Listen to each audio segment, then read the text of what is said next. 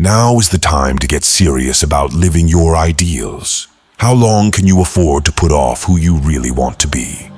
Your nobler self cannot wait any longer. Put your principles into practice. Now, stop the excuses and the procrastination. This is your life. You aren't a child anymore. The sooner you set yourself to your spiritual program, the happier you will be. The longer you wait, the more you'll be vulnerable to mediocrity and feel filled with shame and regret because you know you are capable of better. From this instant on, vow to stop disappointing yourself. Separate yourself from the mob. Decide to be extraordinary and do what you need to do. Now.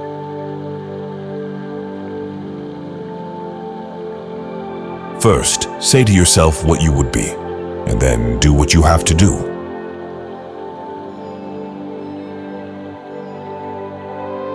Don't explain your philosophy, embody it.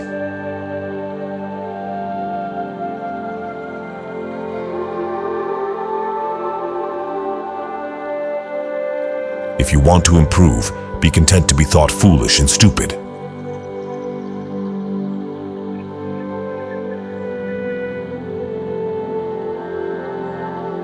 If you would be a reader, read. If a writer, write.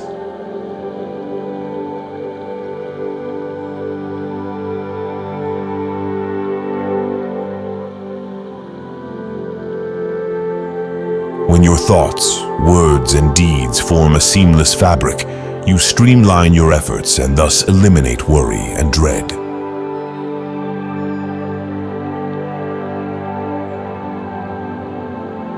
It's time to stop being vague. If you wish to be an extraordinary person, if you wish to be wise, then you should explicitly identify the kind of person you aspire to become. Getting distracted by trifles is the easiest thing in the world. Focus on your main duty.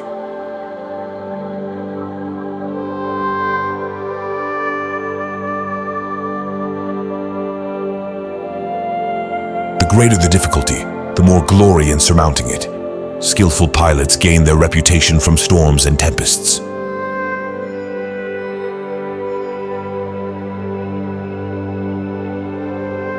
A half-hearted spirit has no power. Tentative efforts lead to tentative outcomes. Average people enter into their endeavors headlong and without care.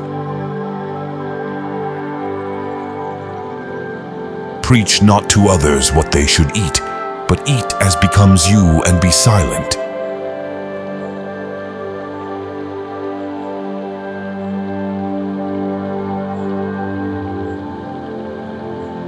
Only the educated are free.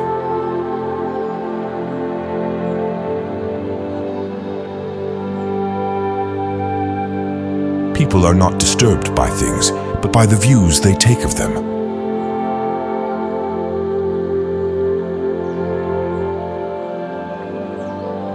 Any person capable of angering you becomes your master. He can anger you only when you permit yourself to be disturbed by him.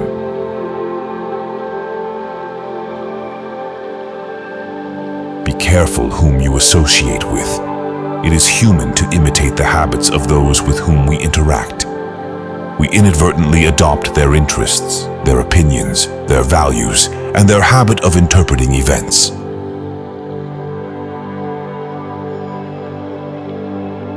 Attach yourself to what is spiritually superior, regardless of what other people think or do. Hold to your true aspirations no matter what is going on around you.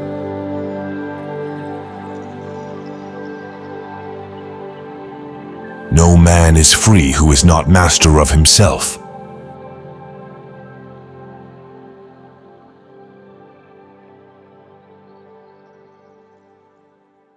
To accuse others for one's own misfortune is a sign of want of education.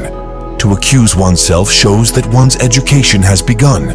To accuse neither oneself nor others shows that one's education is complete.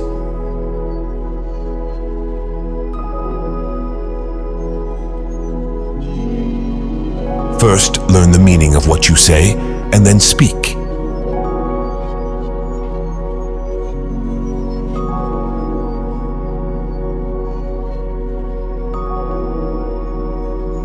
man is not worried by real problems so much as by his imagined anxieties about real problems.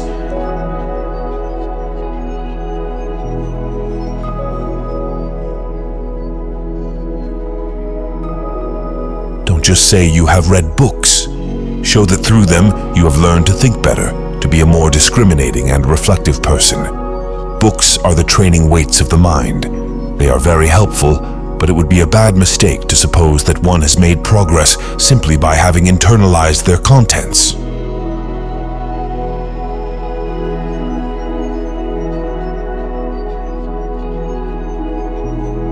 Know first who you are, and then adorn yourself accordingly.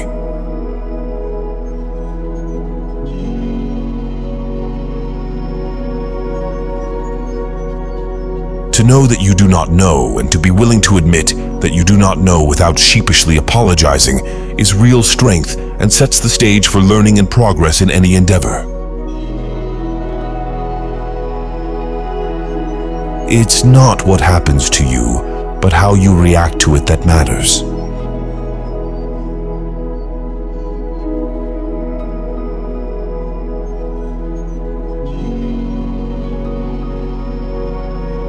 The key is to keep company only with people who uplift you, whose presence calls forth your best.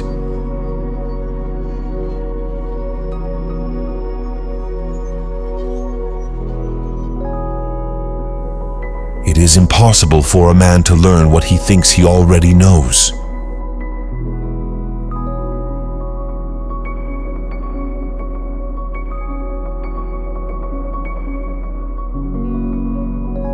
A ship should not ride on a single anchor, nor life on a single hope.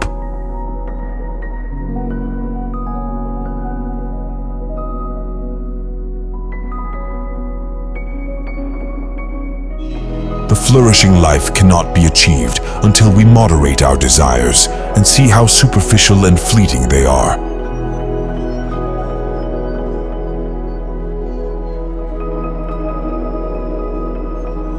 Circumstances don't make the man, they only reveal him to himself.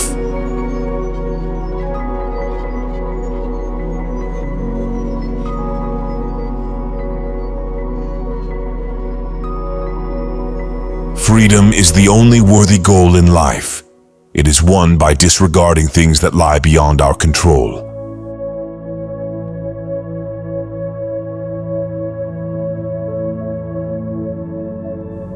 Small-minded people blame others. Average people blame themselves. The wise see all blame as foolishness.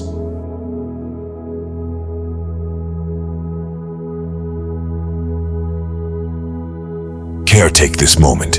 Immerse yourself in its particulars. Respond to this person, this challenge, this deed. Quit evasions. Stop giving yourself needless trouble. It is time to really live, to fully inhabit the situation you happen to be in now.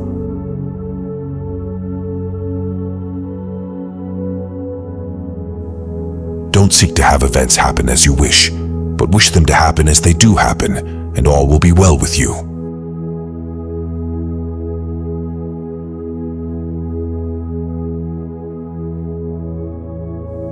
Although we can't control which roles are assigned to us, it must be our business to act our given role as best we possibly can and to refrain from complaining about it. Wherever you find yourself and in whatever circumstances, give an impeccable performance.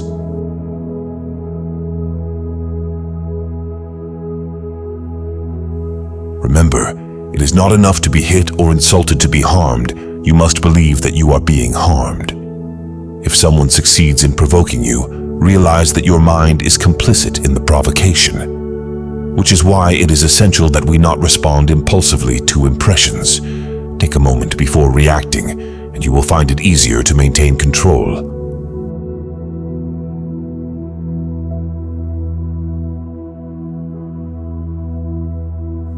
Do not try to seem wise to others.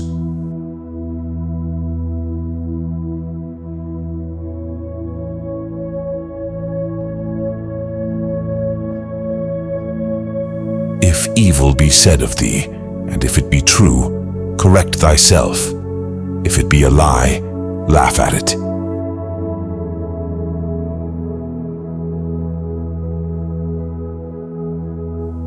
Wealth consists not in having great possessions, but in having few wants.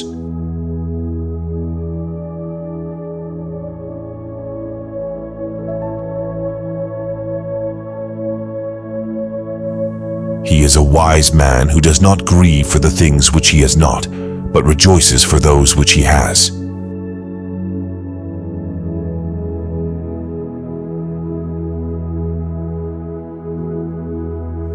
There is only one way to happiness, and that is to cease worrying about things which are beyond the power or our will.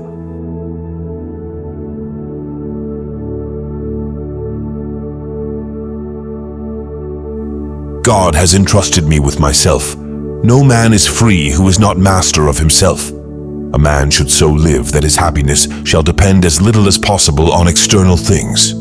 The world turns aside to let any man pass who knows where he is going.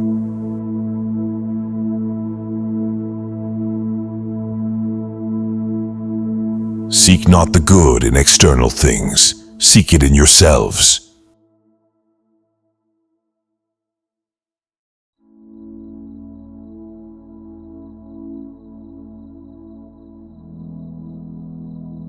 He who laughs at himself never runs out of things to laugh at.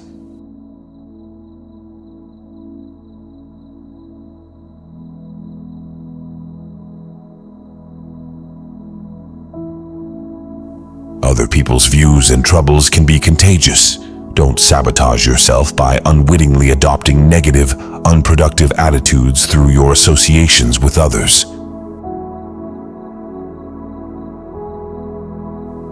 I laugh at those who think they can damage me. They do not know who I am. They do not know what I think. They cannot even touch the things which are really mine and with which I live.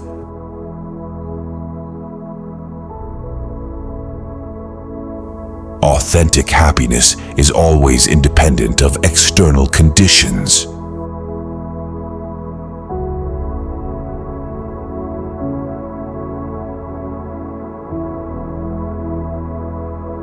When we blather about trivial things, we ourselves become trivial, for our attention gets taken up with trivialities. You become what you give your attention to.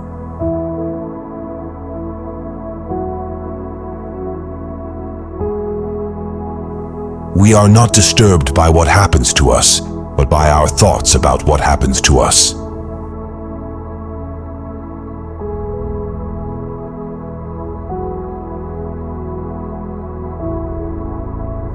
It is not so much what happens to you as how you think about what happens.